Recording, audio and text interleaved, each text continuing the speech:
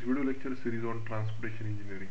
In this session, we will discuss on Unit 5, this pavement design. The content of this Unit 5 are as follows. First, introduction, then flexible pavements, computation of the design traffic, followed by the stresses in the flexible pavements, design guidelines for the flexible pavements as per the Indian Road Congress. As far as the syllabus is concerned, we have to deal with only the steps. Next is the rigid pavements and the components and the functions of the rigid pavements. Then the factors affecting the design of the rigid pavements. Then the stresses in the rigid pavements. Next is the design guidelines for the concrete pavement as per the Indian Road Congress. Here again we have to see only the steps.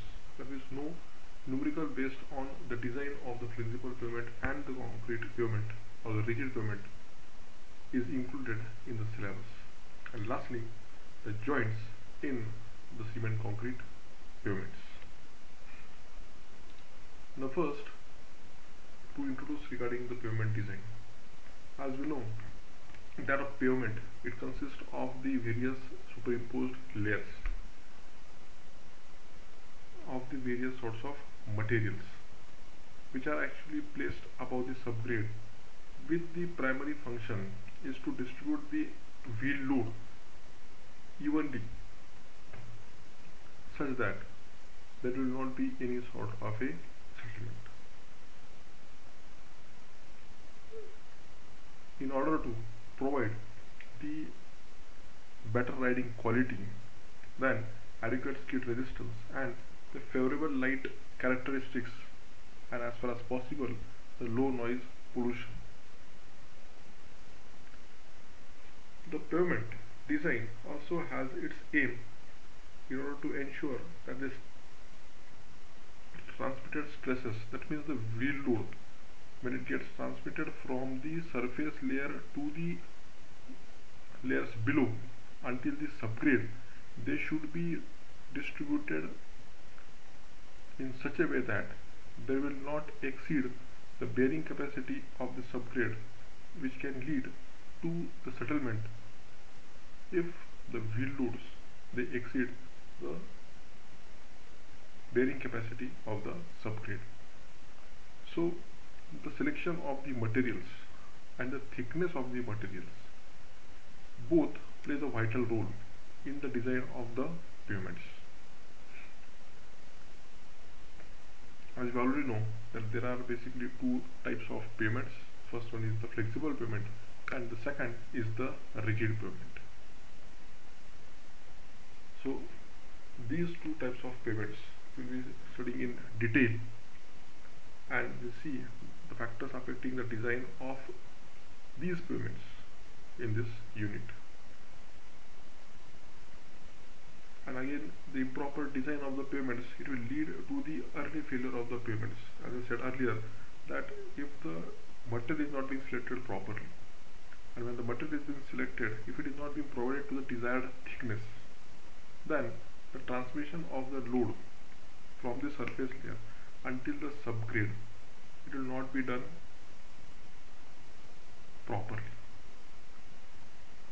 or this will actually lead to the settlement of the subgrade, which will eventually lead to the settlement of all the above-lying layers.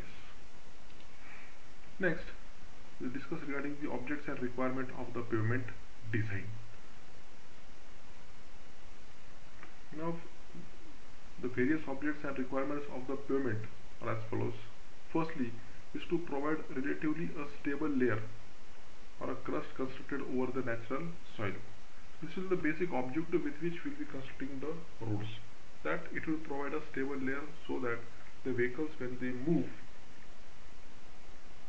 they will have a uniform surface through which the vehicles can move with higher velocity and more comfort.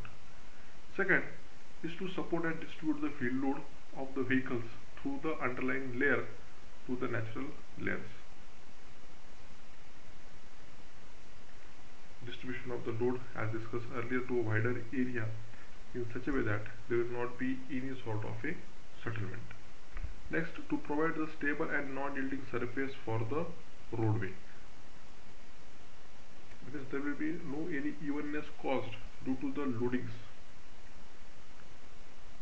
and the surface or the pavement which is being provided, it will be stable enough.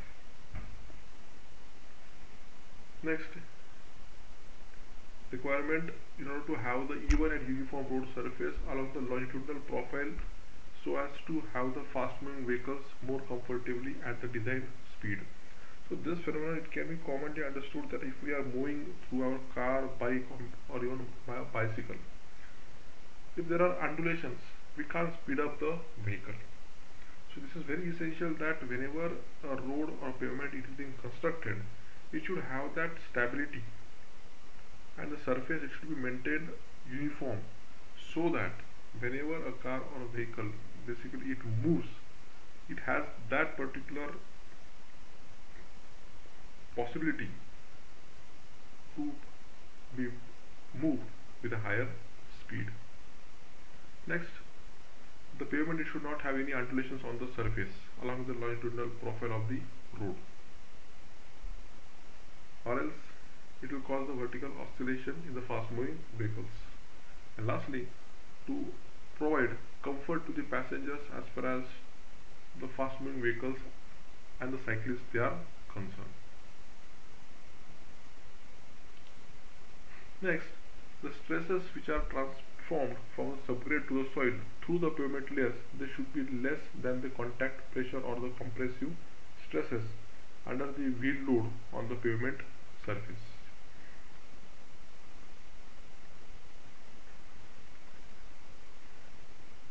Next, to distribute the wheel load stress through a larger area per unit depth of the layer without any small amount of temporary deformation. So the layers, they should be stable enough, and they should have the material used in such a way that whenever there is an application of a wheel load onto the surface layer and the loadings they are being transmitted, it will not cause any sort of a deformation on the layers.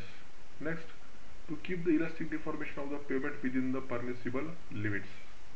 So if this elastic deformation, it is not within the elastic limit, then it may lead to the permanent deformation of the entire layer.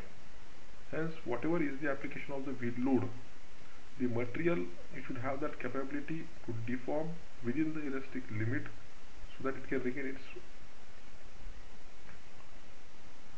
shape after the load is removed. Next, to sustain a large number of repeated load application during the design life. That means whatever is the loading, that means if the cars they are moving on the road, this means that there is a continuous application of the loadings onto the surface of the pavement, and from the surface the loads they are being transmitted until the subgrade. So this repeated loading, when it is being applied onto the pavement, it is very essential that the pavement, it should be strong enough to sustain that amount of loading at a repeated numbers. So this actually relates to the usable or the durability of the usable span or the design life of the pavement. Next is to construct the pavement well above the maximum level of the groundwater so as to keep the subgrade relatively dry even in the monsoon season. So this one factor is very essential whenever we design a pavement. The groundwater level, it should be known so as to keep the pavement above, so that in the rainy season, if the water table it is being rise up, the layers of the pavement, they will not be saturated and it will not lead to the settlement or cracking of the layers in future.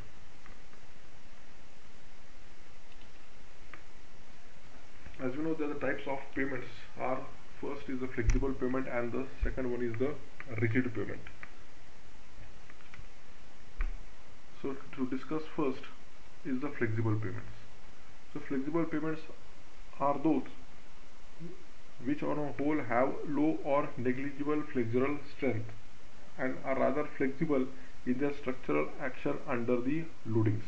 That means these types of loading, that is the flexible loadings or flexible payments, they have this capability to undergo elastic deformations.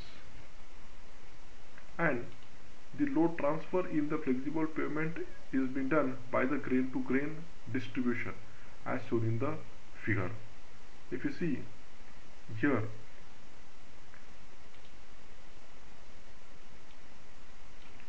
the figure, the application of the load from the wheel to the aggregates present in the layers of the pavement. If you observe this black colored arrows, so if we consider this aggregate as a grain, so the load from the wheel is being transmitted to the aggregate, and from one aggregate to another aggregate the load it gets transmitted well below to the subgrade.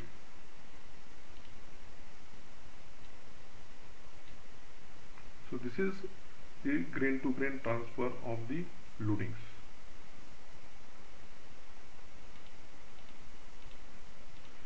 Next,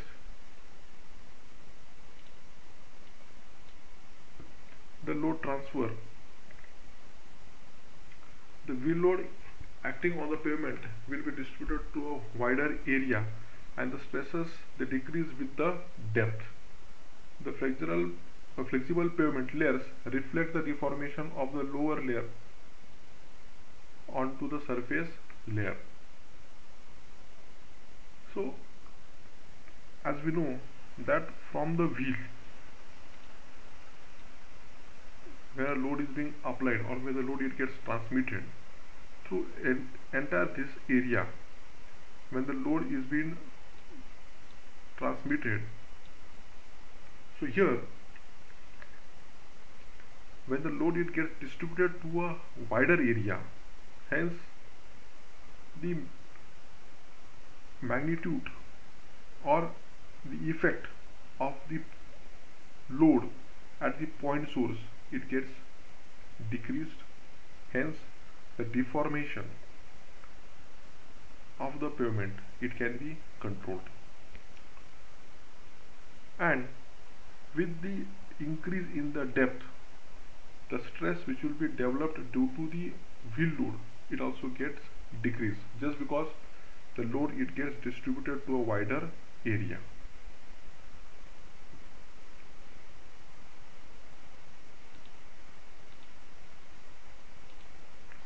Next we shall discuss regarding the typical layers present in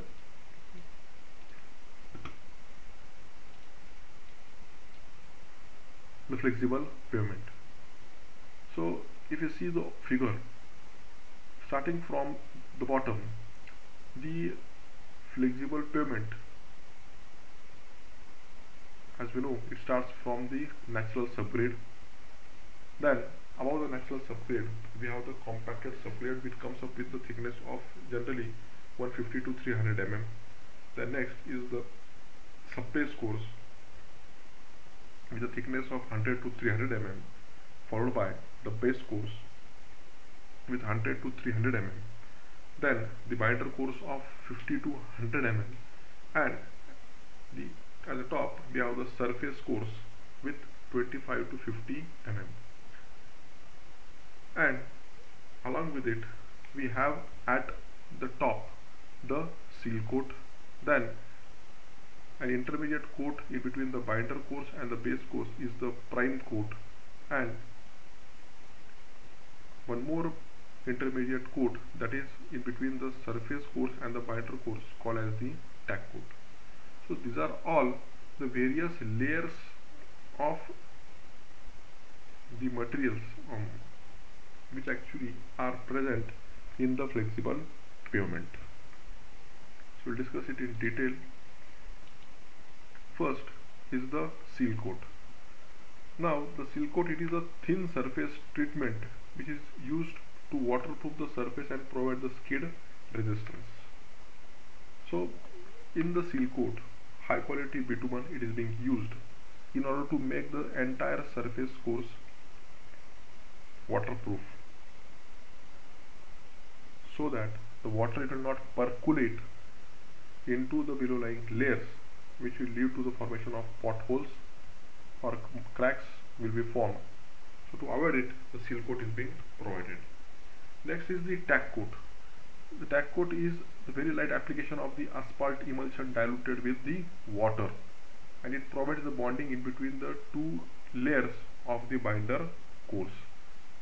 So in order to have a better binding of the binder course, the tack coat, it is being used. Next is the prime coat. Prime coat, it is an application of the low viscous cutback bitumen to an absorbent surface like the granular basis, on which the binder layer is placed and provides the bonding in between the two layers. So just to have a better bonding in between the two layers, the prime coat, it is been provided. Next is the surface course. The surface course is a layer directly in contact with the traffic loads and are constructed with a dense graded asphalt concrete. By the name itself, we can understand that this particular course, it is being provided at the top. That means on which the vehicles, they are to move, which will be directly in contact with the wheels. Next is the binder course. The purpose is to distribute the load to a base course. So whatever is the load coming from the surface course via the binder course, that load, it has to be distributed to the base course. And the binder course, it requires lesser quality of the mix as compared to the course above it. That means compared to the surface course, the quality of the mix will be lesser as compared to the surface course. Next is the base course. The base course, it basically provides additional load distribution and it contributes to the subsurface drainage. So these are the two basic purposes which actually are being served by the base course. First is in order to increase the thickness of the pavement, so that whenever there is an application of the loadings from the wheel to the below lying layers, it will distribute the area to a greater depth. And as we know, with the increase in the depth, there is a decrease in the stresses developed by the loadings from the wheels of the vehicles. And it also contributes to the subsurface drainage. That is, it allows the water to be discharged from the above lying layers. Next is the subsurface course. The primary function of the subsurface course is to provide a structural support, improve the drainage, and reduce the intrusion of the fines from the subgrade in the pavement structures. So this sub-base course, it is basically an extra course which is being induced into the pavement wherever needed. So if the loading on the pavement, if it is high, so in that case, this sub-base course can be induced in order to increase the total depth of the pavement. Or if the material which is available, it is of not, if it is not of the required quality, in that case again there can be an intrusion of the sub-base course. So it provides the structural support, it also improves the drainage, and it reduces the intrusion of the fines from the subgrade. So from the bottom, it will not allow the intrusion of the fine material, that can be the silt which will be present in the subgrade. It doesn't allow it to get intruded into the above lying layers. And lastly, we have the subgrade.